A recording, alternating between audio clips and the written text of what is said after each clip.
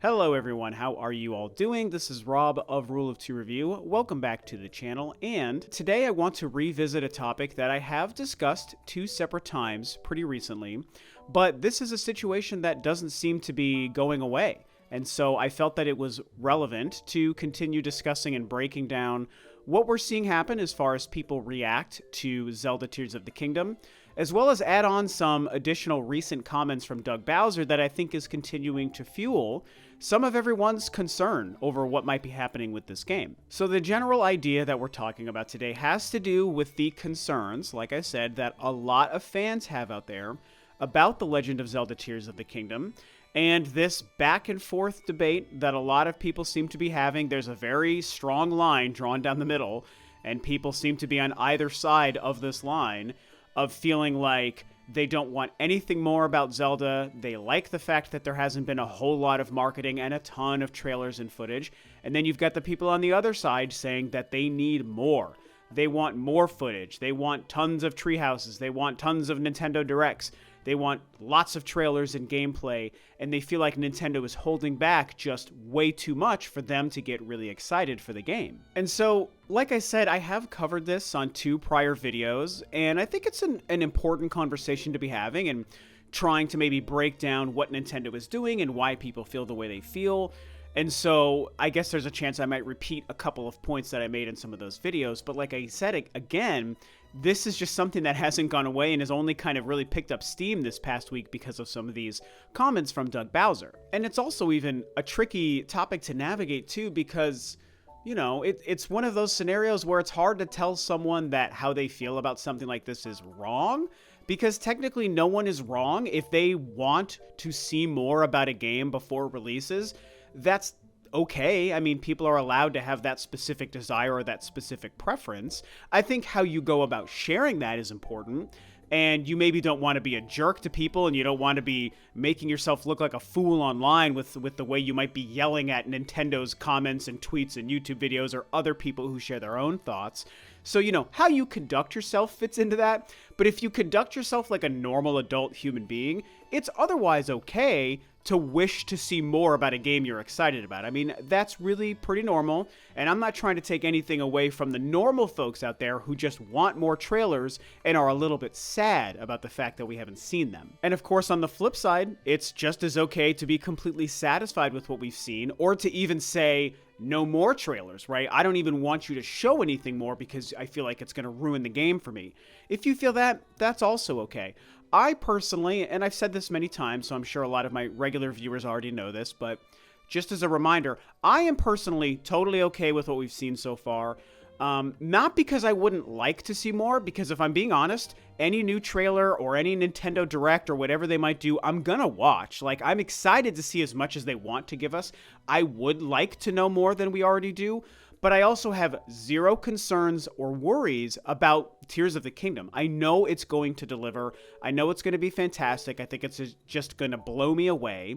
I believe in Nintendo's Zelda game development, and so for those reasons, it's like, sure, I'd like to see more than we have seen, but I also don't really care because it's not going to impact my opinion on the game and my excitement and hype for the game. And that's even including the $70 price tag, which I also discussed when that was announced and does kind of factor into some of the conversation here today as well. You know, I'm not like a fan of the fact that some games are getting pricier and that Nintendo is now finally making a $70 game. It's not awesome. I don't love giving more money to video game companies or to any company for any product. But when I just consider what it takes to make products and video games and the evolution of the industry and Nintendo catching up to the competition, I mean, I don't really think Switch is the ideal platform for them to catch up to the $70 price tag, but it is what it is, and so I'm not letting it ruin my day because I've purchased other games for my PS5 for $70, so purchasing one kick-ass Switch game for $70, I'm not personally worried about. And so, again, bringing it back into this main point of this video and conversation, which has to do with the fact that people are still very concerned. There is still a very, very large amount of people who are concerned about Zelda and the lack of marketing in their eyes and the lack of trailers and the lack of information and all of this stuff. Part of the reason I think this conversation continued to pick up steam this week, even though, like I said, it's never gone away. My first video kind of touching on this, I think, was like 2 or so months ago, maybe. I'm pretty sure it was even before the last trailer from the Nintendo Direct. The reason it picked up steam is because, Doug Bowser was giving some quotes in an interview recently, and my last video was also about some of those statements he made regarding the Switch 2. And he also talked about Tears of the Kingdom and addressed the price point. And he said something that got people talking about this a little bit more. Here is what he quickly said about Zelda being $70. We look at what the game has to offer. I think the fans will find this an incredibly full, deeply immersive experience. The price point reflects the type of experience that fans can expect when it comes to playing this particular game.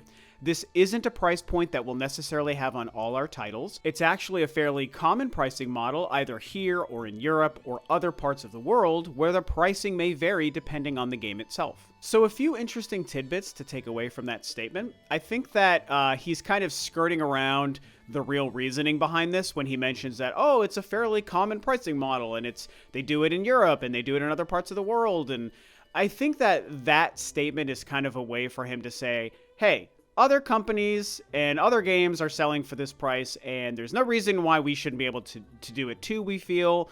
And I know we said it was on a case-by-case basis, but we just wanted to do it, and so we're just going to charge $70. And we feel Zelda deserves it. I do think that is part of it. I don't think he or Nintendo are really lying about that part. I think that they do feel like that what the content in Zelda is going to be is also deserving.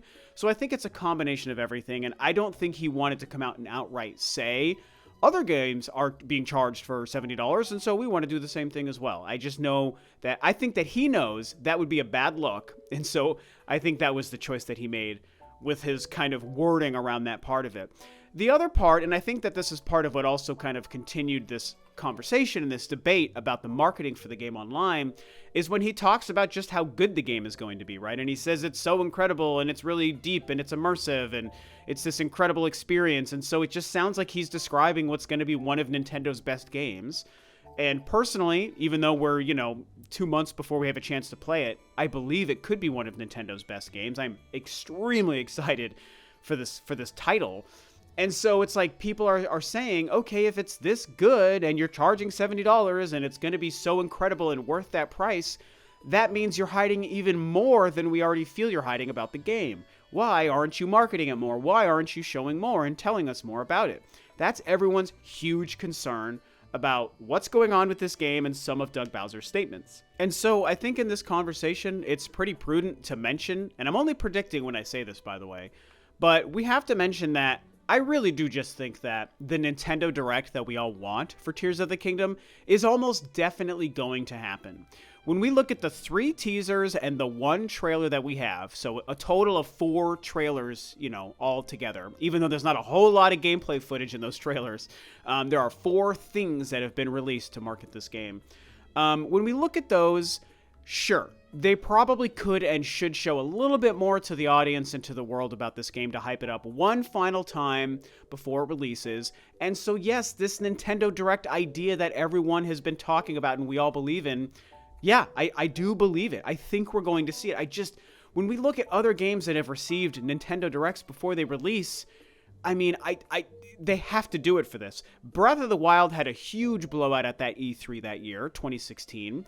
And Xenoblade Chronicles 3 most recently had one, Smash Bros. Ultimate had one, Animal Crossing New Horizons had one, and I know there's another probably couple that I'm just brain farting off the top of my head.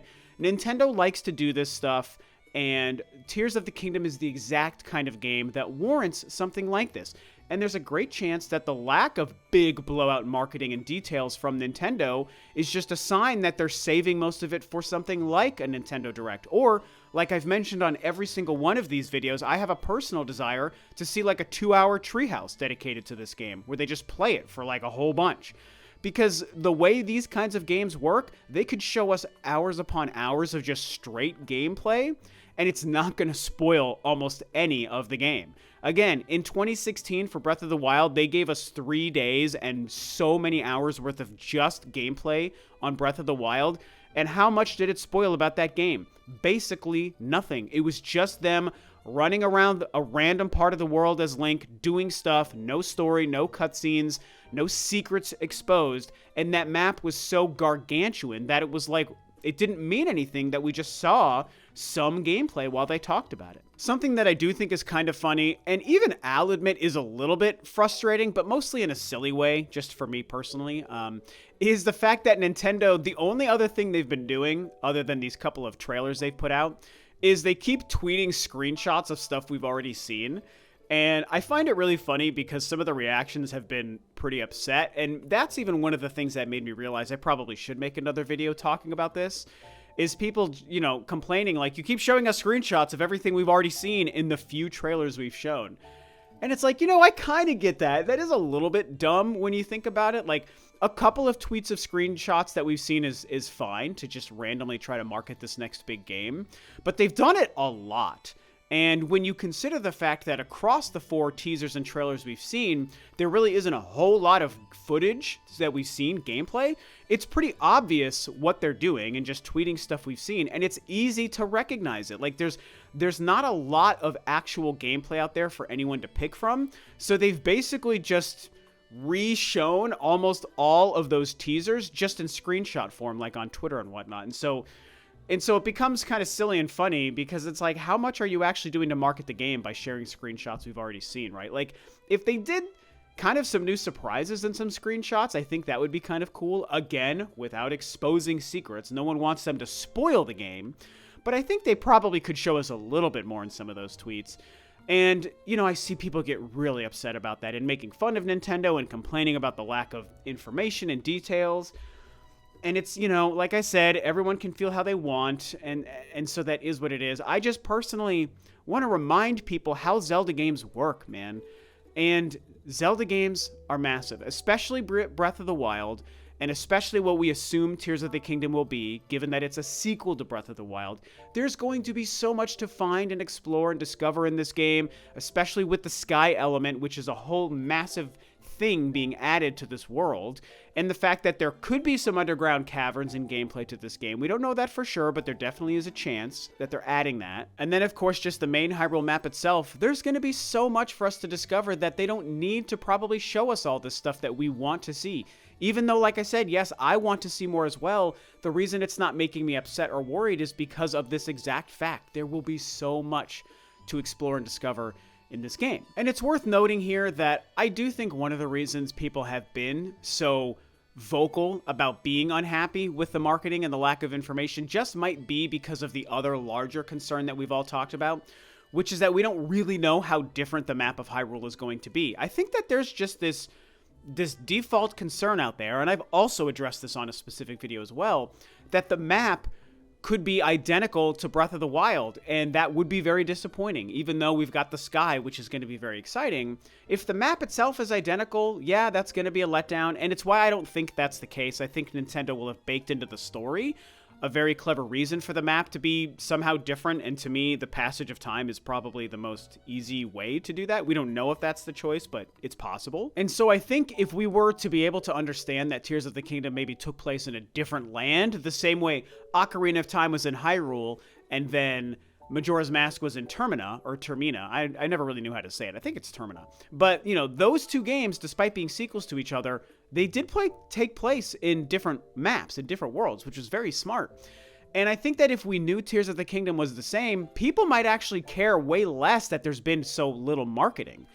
I really believe in my heart that the fact that we don't really know how different or similar the map is going to be adds to people's concern, and it adds to their desire for new information and details about what this game is, so that they can feel more comfortable knowing that it's going to be a much different experience than Breath of the Wild. I think there is a little bit of a concern that the game will be so similar that it's not going to feel like a true sequel, which again adds to people being worried about it and wanting more marketing and details, and not liking the fact that Nintendo's charging $70, and it just becomes messy for that reason. Personally, I just think that this game is going to end up satisfying everyone at the end of the day. It is a little bit weird and strange how they've been treating the marketing, but like I said in this video, I think the Nintendo Direct is going to happen, and I think that by the time the game releases, we will see that Nintendo knew what they were doing all along. The game's going to be great. It's going to be huge. I hope to God there's some way that they've made the Hyrule map significantly different from the first game. That is the one thing I'm also worried about. And I just think it's going to be something where everyone's going to be like, okay, we were wrong. The game's great. We understand why. And, you know, maybe the price point thing isn't settled for some folks. And a lot of people may just end up still upset that the game is $70 at the end of the day. I understand that. And I have no desire to change anyone's mind on that. Just because I'm willing to pay the $70 doesn't mean I think it's necessarily right or that other people should feel okay with it. But as far as the game and the content and all that stuff, I think it's going to turn out okay at the end of the day. So hopefully we get something from Nintendo soon to just calm down the people who are concerned so we can just relax and be excited for this amazing game in May.